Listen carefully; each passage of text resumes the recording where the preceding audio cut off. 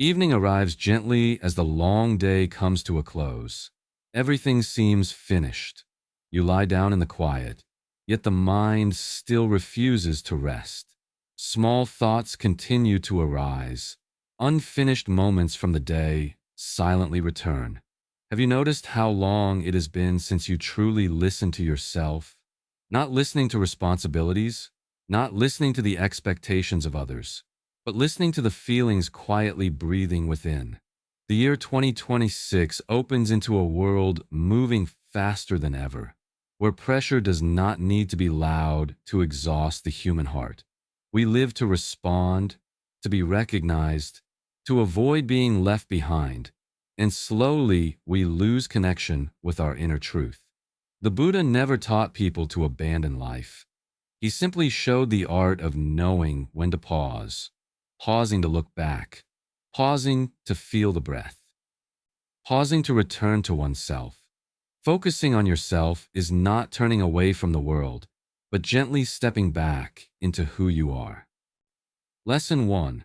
Returning to listening to yourself, the foundation of all healing. In the teachings of the Buddha, there is a very short sentence that touches deeply into the core of inner life. Mindfulness is the path to the deathless. This sentence is not speaking about the death of the body, but pointing directly to another truth. When a person lives without knowing the state they are living in, they have already lost themselves while still breathing.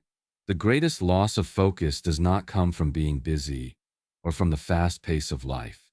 It comes from not knowing what we are feeling and what we are carrying in our hearts.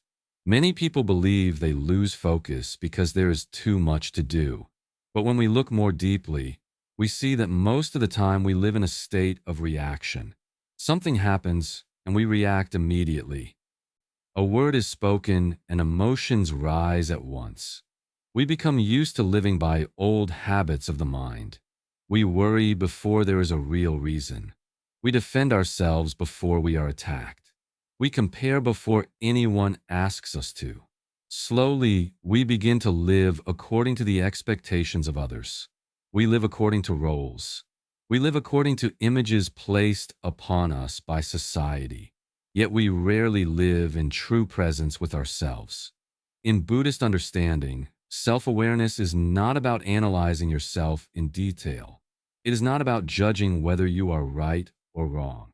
Self-awareness is simply seeing clearly, seeing thoughts as they arise, seeing emotions as they come and go, seeing when the body is tired or tense. When we stop judging, the mind begins to settle. When we stop trying to fix everything, truth finally has space to appear. The Buddha did not teach people to become someone else. He taught us to clearly see who we are in this very moment. Imagine holding a lamp as you step into a dark room. You do not need to change the furniture. You do not need to rearrange anything. You only need light. When light appears, everything is naturally revealed. Self-awareness is the same. It does not change who you are instantly. It simply illuminates. Yet this light is where all healing begins. When you see that you are tense, tension starts to soften. When you see that you are sad, sadness no longer needs to be hidden. A very simple practice that the Buddha mentioned many times is returning to the breath. There is no need to adjust it, no need to control it. Simply know that you are breathing in and breathing out. With each breath, gently ask yourself, what am I feeling right now? Do not rush to answer. Just listen. This question is not meant to find a correct response.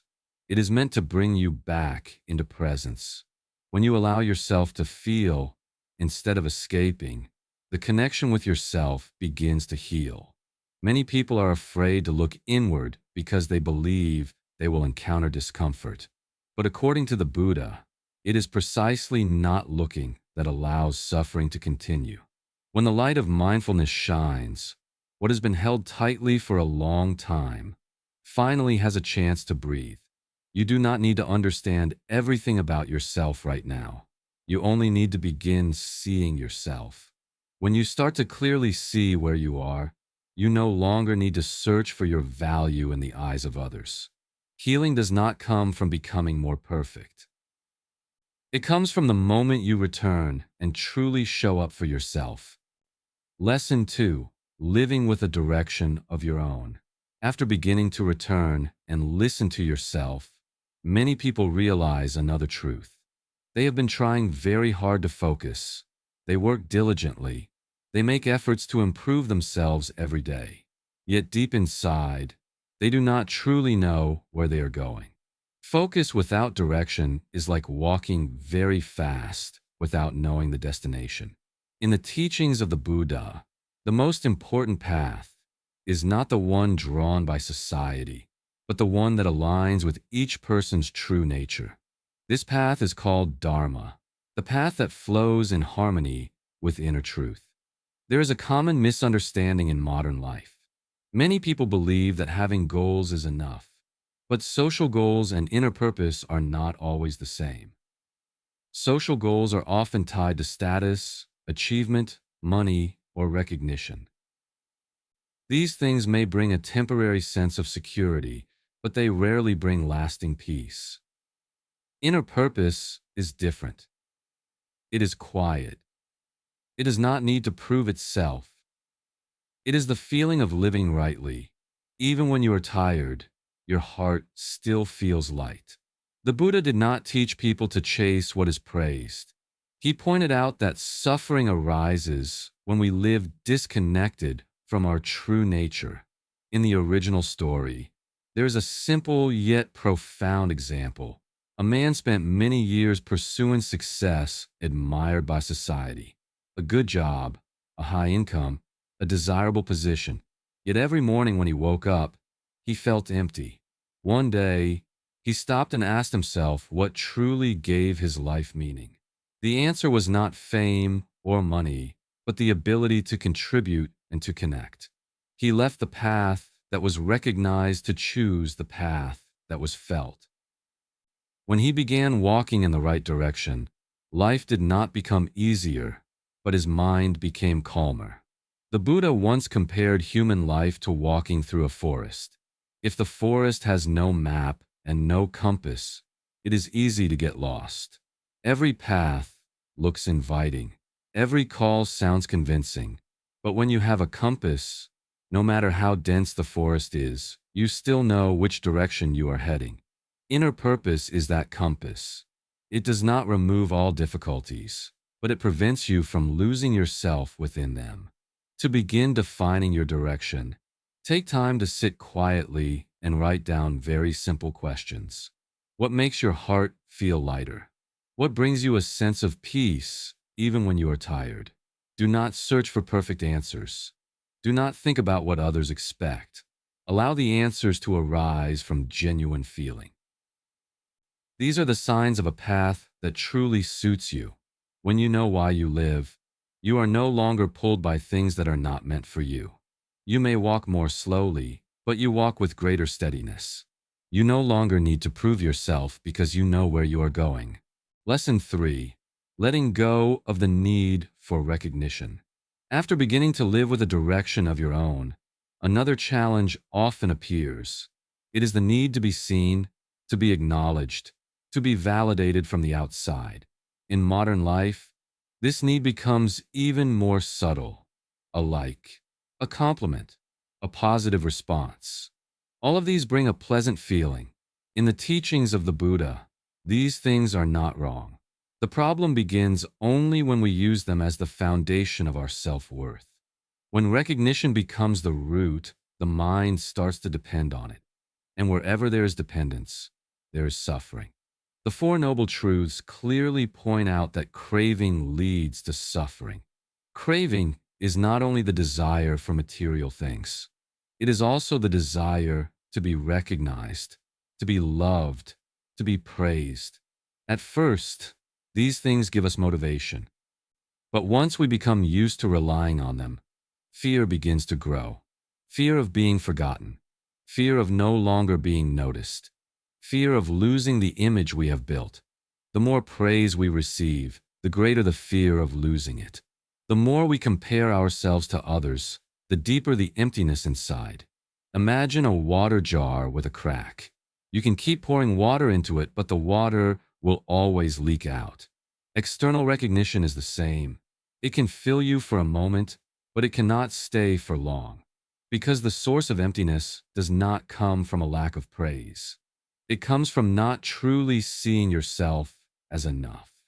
When we try to fill a cracked jar with the attention of others, we grow more exhausted. And the more exhausted we become, the more we need.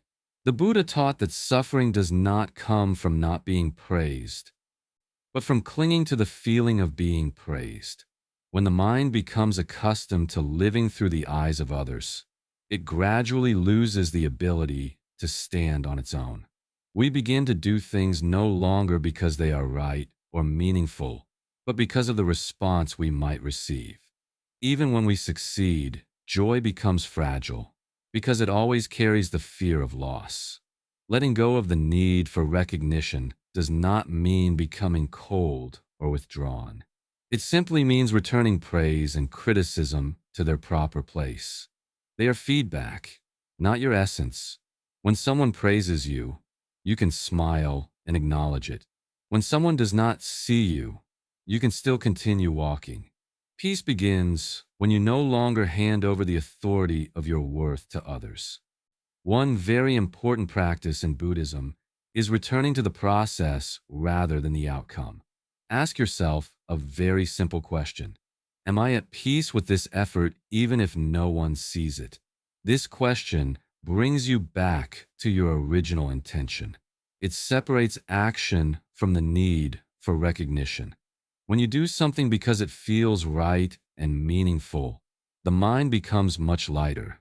Gradually, when you no longer have to perform for anyone, you begin to live more honestly. You listen to yourself more clearly. You work with wholeness, not to receive applause, but to avoid betraying yourself. When you no longer need to be seen, you begin to truly see yourself. Lesson 4. Focusing only on what you can control. After gradually letting go of the need for external recognition, another question begins to arise in many hearts. Why is the mind still tired even after trying to live true to oneself? The answer is often not found in circumstances, but in the way we attempt to control too many things beyond our reach. The Buddha taught that peace does not come from forcing life to follow our will, but from returning to mastery of the inner world. Life can be compared to a vast ocean. Some days the sea is calm. Some days the waves are high. At times the wind is favorable. At other times, storms arise without warning. The mind of each person is like a small boat traveling across this ocean. If we try to command the waves to settle or the wind to change direction, the boat only becomes more unstable. But if we learn to adjust the oars, maintain direction, and keep balance, the boat can continue its journey. Buddhism does not teach people to control life. It teaches people to understand their place within life. So much of our daily energy is consumed by things that cannot be changed. We worry about the opinions of others. We become tense over results that have not yet arrived. We torment ourselves over things that have already happened and cannot be undone. Each time this happens, the mind is pulled away from the present moment. The body remains here, but the mind drifts far away. Fatigue does not come from action itself, but from the silent resistance to reality. In the Buddha's teachings, suffering arises when we cling to what is beyond our control. We cannot control the thoughts of others. We cannot force outcomes to appear on our desired timeline. We cannot make the past disappear, but we can always choose how we respond. We can choose to remain calm or allow the mind to be swept away by the storm. This choice determines the level of stability in our daily life. Residence does not mean passivity or giving up. It means knowing where you are and what you are doing in this moment. When a difficult situation arises, instead of reacting immediately, pause. Let one breath come in. Let one breath go out. In that brief pause, you reclaim your power of choice. You are no longer controlled by circumstances. You become the one holding the rudder. A simple yet profound practice is recognizing your reactions. When words cause discomfort, notice the tightening in the chest. When results fall short, notice the restlessness in the mind. Simply see it without judgment. This clear seeing itself is a form of liberation. The Buddha taught that when we stop resisting what is happening, the mind naturally settles. Remind yourself of one short sentence with great power. I choose my response. This sentence does not remove difficulty, but it returns inner authority to you. Each time you choose a mindful response instead of a habitual reaction, you are training inner freedom. Gradually, the mind becomes steadier amid change. When you stop fighting life, you begin to live with it. Waves still rise, winds still shift, but the boat is no longer in panic. You do not need to control everything to feel safe. You only need enough awareness to adjust yourself.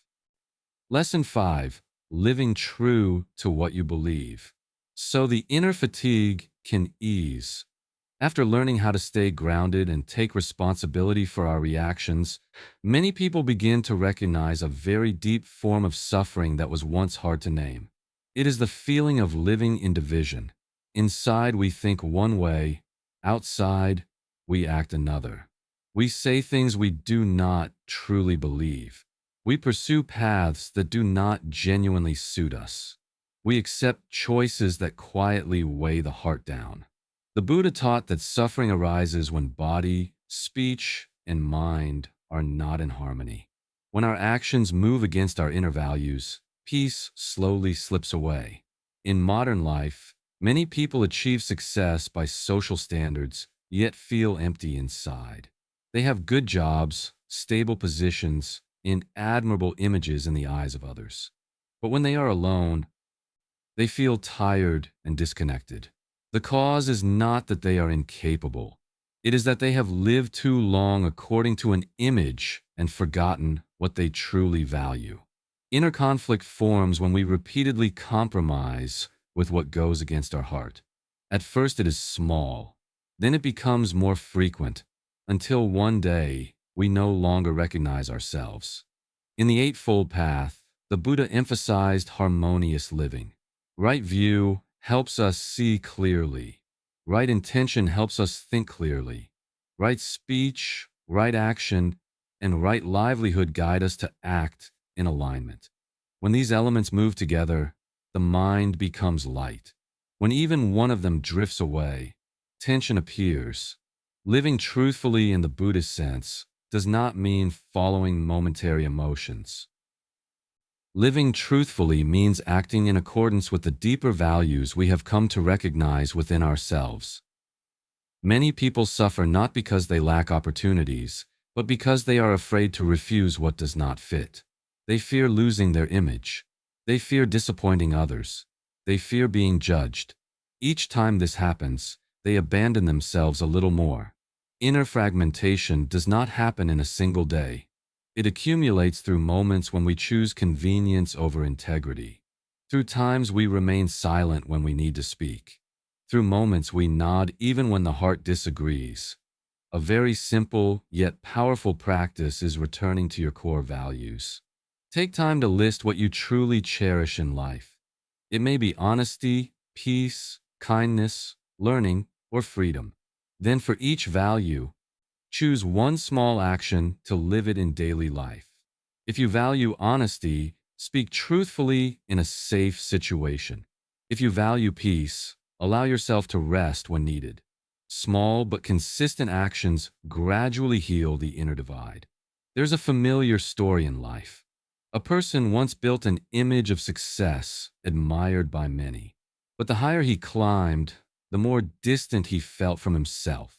One day, he chose a path that received less praise but aligned with what he believed.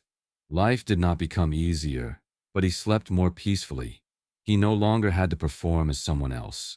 He began to live correctly rather than live for an image. When actions align with the heart, the body naturally relaxes. The mind no longer needs to tense itself to maintain an appearance. Life becomes much lighter, not because everything is perfect, but because you are no longer fighting against yourself. Lesson 6. Letting go in the right way to become free. After learning how to live in alignment with what you believe, a deeper question often begins to arise. Why does the heart still feel heavy, even after understanding and trying to live with awareness? The answer usually lies in the fact that we are still carrying too many things that should have been put down long ago. The Buddha once taught that we only truly lose what we cling to. Letting go is not abandoning life. Letting go is returning unnecessary burdens back to life so the heart can breathe. Many people are afraid to let go because they believe letting go means failure. Letting go means losing. Letting go means no longer trying. But in Buddhism, letting go has a different meaning. Letting go is not stopping action. Letting go is not carrying excess attachment. You still walk. You still act. You still make effort. But you no longer strain yourself trying to control outcomes. You no longer punish yourself for what is already past. Letting go means putting down the burden, not abandoning the path. There is a familiar story told many times in Buddhism. A monk and his disciple were walking by a river when they met a woman who could not cross the water. The monk carried her to the other side and then continued walking. Hours later, the disciple was still upset and criticized the monk for breaking the rules. The monk looked at him and said that he had put the woman down long ago, while the disciple was still carrying her in his mind. This story is not about right or wrong. It reveals how people often carry things long after they have ended. In daily life, we are just like that disciple.